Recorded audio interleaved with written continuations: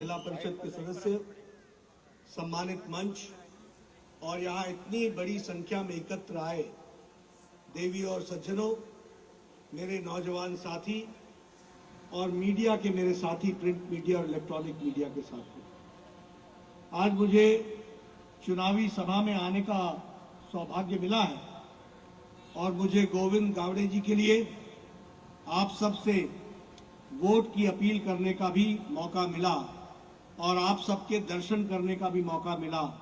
सबसे पहले तो मैं आप सबको नमन करता हूं और आप सब लोग इस सभा में आए, आपका अभिनंदन, आपका स्वागत। वैसे मुझसे आज एक पत्रकार पूछ रहे थे कि आपको चुनाव कैसा दिख रहा है, तो मैंने उनसे कहा कि आप मेरे साथ शाम की सभा में चलो और जरा देख लो, ये संख्या, ये तालियां, ये गड़गड़ाहट, ये अपने आप में आपको बता देगी कि गोवा की जनता का हम कैसा महसूस कर रहे हैं। आपकी उपस्थिति ये अपने आप में प्रमाण है कि आपने गोविंद गावड़े जी को चुनाव जिताने का मन बना लिया है। इसके लिए मैं आपको बधाई देना चाहता हूं।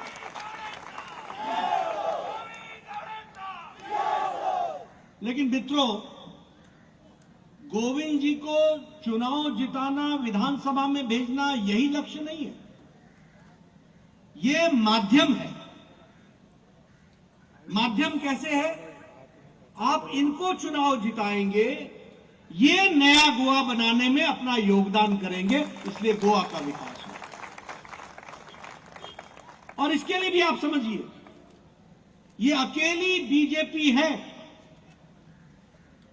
जो जनता के बीच में रिपोर्ट कार्ड लेकर के जाती है। नो अदर पॉलिटिकल पार्टी, कोई और राजनीतिक दल रिपोर्ट कार्ड लेकर नहीं जाता है। अभी मेरे बाद गोविंद जी भाषण देंगे, मुझे एक अगले सभा में जाना है, 8 बजे आप रोक लगा देते हैं, तो इसलिए मैंने गोविंद जी को कहा कि मेरे बाद बोलना। अभी सदानंद तनवाड़े जी आपको बोल करके गए, मैंने ये किया, हमारी सरकार ने ये किया, ये किया, ये किया, उन्होंने कोंकण भाषा में बताया। अभी ये भी बताएंगे आपको, थोड़ा बहुत मैं भी बताऊंगा।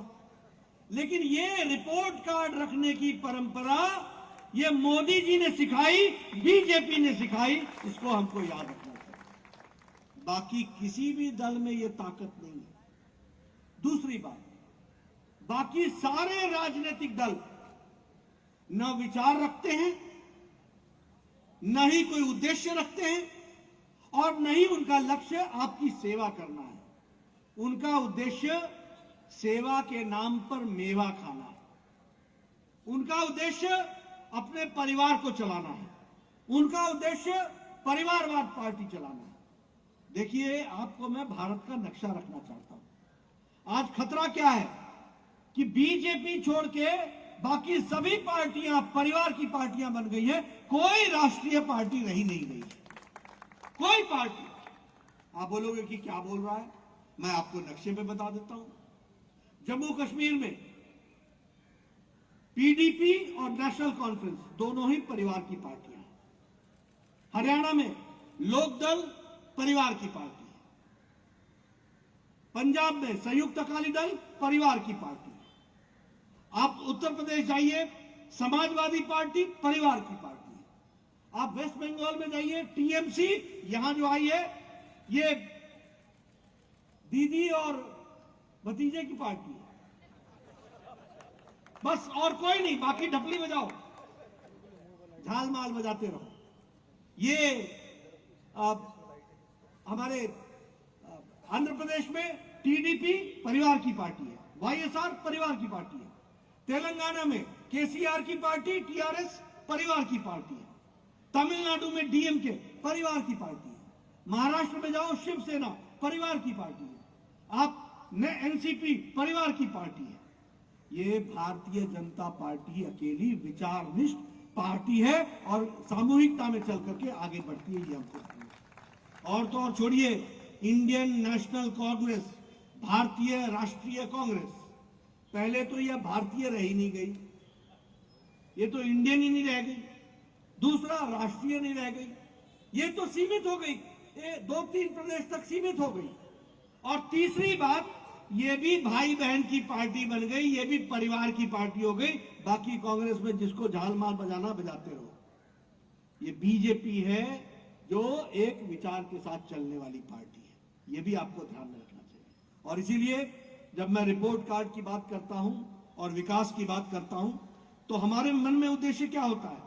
हमारा प्रिंसिपल है सबका साथ, सबका विकास, सबका विश्वास और सबका प्रयास। इस मंत्र को लेकर के मोदी जी चलते हैं, इस मंत्र को लेकर के प्रमोद सावंत चलते हैं।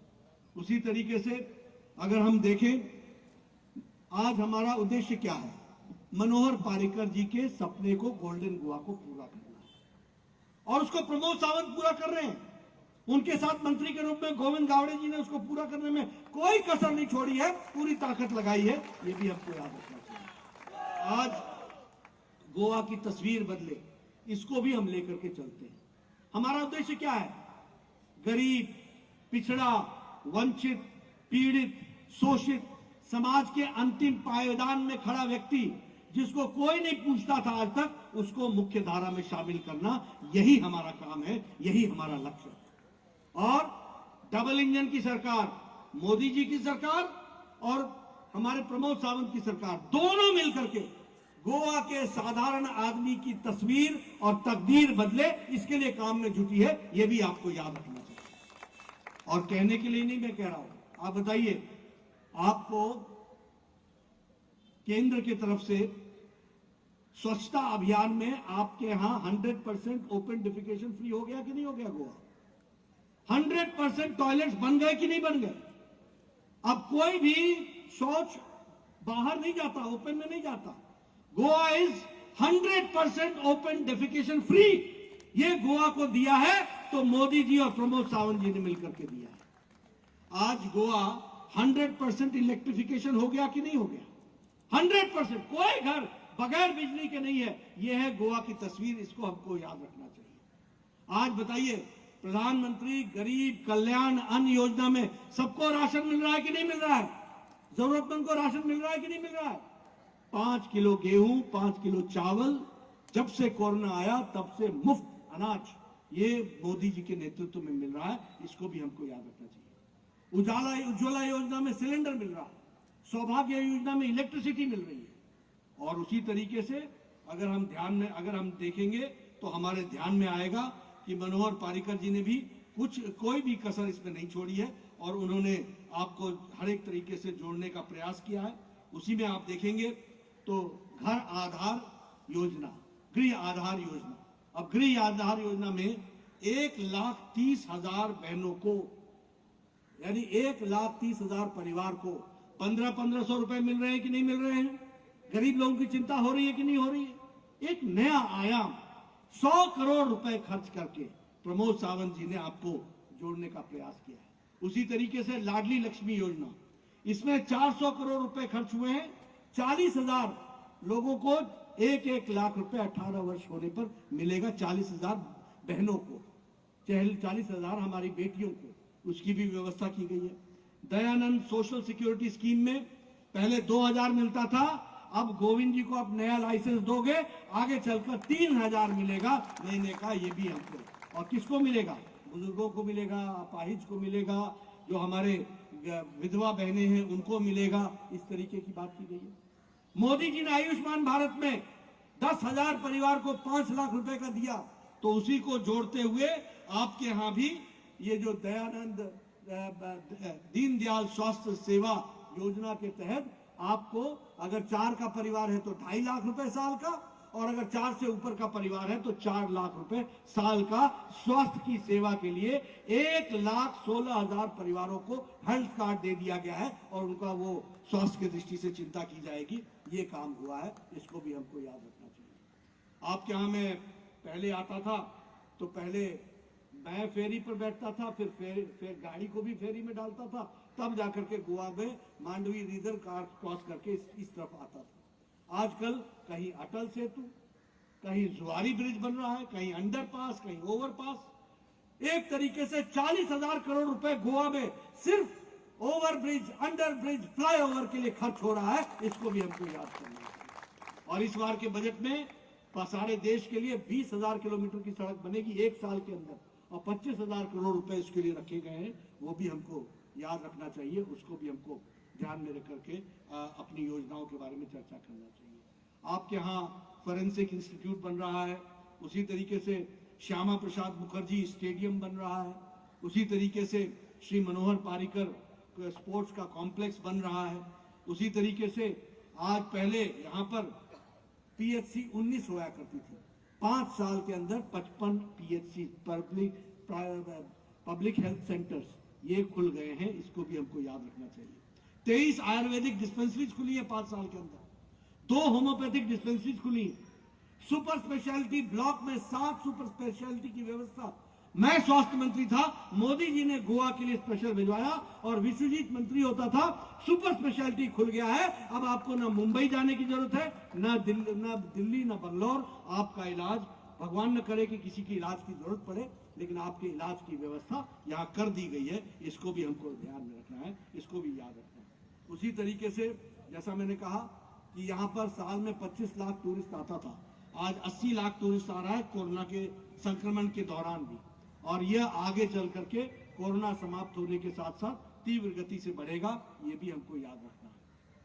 IIT 2016 में खुल गई, NIT national institute of technology Goa में आ गया, और हमारे गोवा के युवा साथी 40% सीटें आपके लिए बुक है, आपकी उसमें रिजर्वेशन है, आपको पढ़ने का मौका मिलेगा, इसकी भी व्यवस्था की गई है, ये भी हमको याद रखना चाहिए। उसी तरीके से मैरीटाइम क्लस्टर जो बनाया जा रहा है, जिसमें हम अपने अपने शिपिंग के लिए जो क्लस्टर के तहत अब उसमें सारी व्यवस्थाएं एक स्थान पर कर रहे हैं, और उसको चलाने के लिए सब्सिडी भी देंगे, लोन भी देंगे, उसकी व्यवस्था की गई है।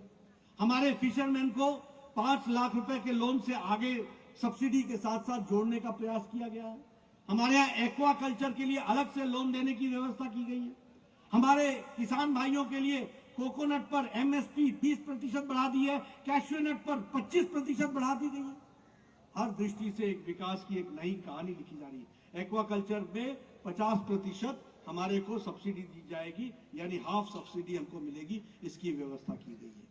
उसी तरीके से आज गोवा 6th भारत में 6ठे नंबर पर इनोवेटिव अप्रोच में खड़ा हुआ है, और कंट्री में इनोवेशन को फैसिलिटेट करने वाला नंबर 1 का राज्य गोवा खड़ा हुआ है। आपको मैं बधाई देता हूं, उसको आगे हमको बढ़ाना है। मित्रों, मैं आपके सामने यहाँ के लोकल अचीवमेंट्स के बारे में नहीं बताऊंगा, गोविंद जी आपको बताएंगे, लेकिन आपके यहाँ कोई सड़क ऐसी नहीं है जो पक्की नहीं है, सारी सड़कें पक्की हो गई हैं। आपके यहाँ कोई घर नहीं है जहां बिजली नहीं पहुंची। आपके यहाँ पर पब्लिक हेल्थ फैसिलिटीज माकूल की गई हैं। हर दृष्टि से उन्होंने पिछले 5 साल में आपके विकास के लिए पूरा का पूरा योगदान किया है। मैं एक ही बात कहना चाहूंगा, गोविंद जी बहुत तजुर्बेकार नेता है, उभरते हुए सितारे हैं, उभरते हुए नेता हैं, आगे बहुत आगे इन्होंने जाना है, और इनको हमने मजबूती प्रदान करनी है। भारतीय जनता पार्टी के कमल के निशान पर वोट डालना है, और मुझे पूरा विश्वास है कि अपना ये इलाका पूरी ताकत के साथ उनके नेतृत्व में आगे बढ़ेगा, और प्रयोल में पूरी ताकत से एक विकसित प्रयोल की तरफ आगे जो बढ़ रहा है, वो तीव्र गति से एक लंबी छलांग लगा करके आगे बढ़ेगा। मित्रों, बताइए, आप पूरा का पूरा समर्थन गोविंद गावड़े जी को देंगे ना? देंगे ना? पीछे से आवाज आ जाए, देंगे ना? मित्रों, यही रास्ता है प्रयोल को आगे बढ़ाने का, यही रास्ता है गोवा को आगे बढ़ाने का, यही रास्ता है गरीब की चिंता करने का, यही रास्ता है महिलाओं को सशक्तिकरण देने का, यही रास्ता है युवाओं को नई ताकत देने का। और इस रास्ते को करने के लिए कमल के निशान पर 14 तारीख को आप बटन दबाएं, कमल के निशान को खिलाएं, गोविंद गावड़े जी को आगे बढ़ाएं, और उनके साथ साथ इस काम को आगे बढ़ाने में अपना योगदान करें। यही मैं आपसे निवेदन करने आया हूं। मैंने कम शब्दों में आपके सामने पूरी तस्वीर गोवा की खींचने का प्रयास किया है।